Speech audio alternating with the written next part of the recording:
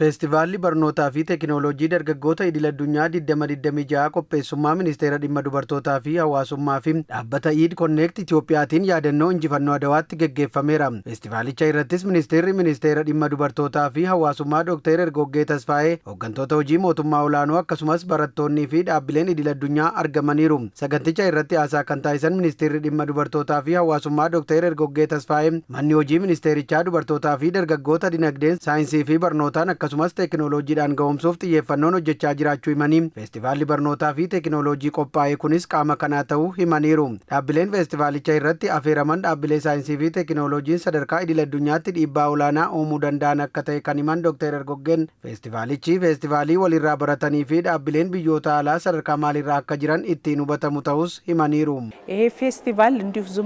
Feestivaalli kunis dargaggoonni cal jedhanii itti bashannananii kan deeban osoo hin taane beekumsaa fi barnoota qaban walitti fiduun walirraa kan itti baratanidha. Akkasumas sadarkaa dhaabbileen biyyoota alaa irra gahan kan ilaalan akkasumas hojii kalaqa isaanii kan itti mul'isanidha. Dhaabbileen feestivaalicha irratti affeeraman dhaabbilee saayinsii fi teekinooloojii sadarkaa idil-addunyaatti dhiibbaa olaanaa uumuu danda'anidha. Keessattuu kanneen kalaqa teekinooloojii jajjabeessanii fi dorgommii idil-addunyaa kanneen qopheessanidha. Dijitaal Itoophiyaa 2030 milkeessuuf dargaggoota irratti hojjechuun murteessaa ta'uu kan himan Dr. Ergoggeen bakka biyyoota guddatanii ga'uu fi Itoophiyaa badhaate arguuf dargaggoota saayinsii fi teekinooloojiin ga'umsuun barbaachisaadha jedhan. Kana milkeessuufis moosaajii beekumsaa fi dandeettii addunyaarra jiru haala salphaan biyya keessatti argamsiisuu danda'u uumuu kaasaniiru.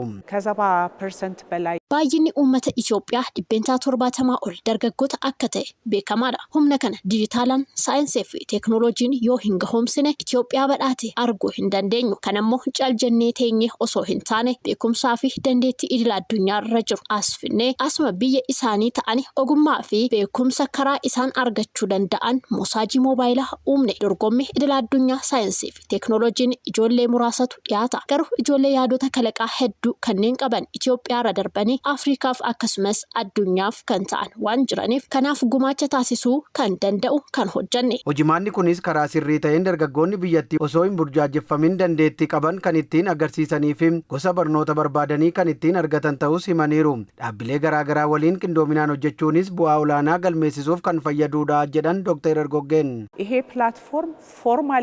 Hojimaanni kunis karaa sirrii ta'een ijoolleen keenya osoo hin burjaajeffamin dandeettii qaban kan ittiin agarsiisanii fi gosa barnootaa barbaadanii kan ittiin argatanidha. Gara biyyoota alaa ilaaluu qofas osoo hin taane dandeettii biyyattii keessa jiru walirraa kan ittiin baratanidha. Waltajjii idil-addunyaa irratti dorgomanii yeroo injifatanis biyya isaanii ni waamsisu. Deebi'anii biyya isaaniif bu'aa kan buusan ta'a. Kanaaf haala kanaan beekumsaa fi ogummaa sadarkaa idil-addunyaatti jiru waliin fayyadamuun hojjechuun bu'aa olaanaan akka argamuuf nu gargaara jennee feestivaala akkasii qopheessine. Feestivaalichi sadarkaa Afrikaattis ta'ee Itoophiyaatti yeroo jalqabaaf kan geggeeffame yoo ta'u guyyoota lamaaf kan turuudha.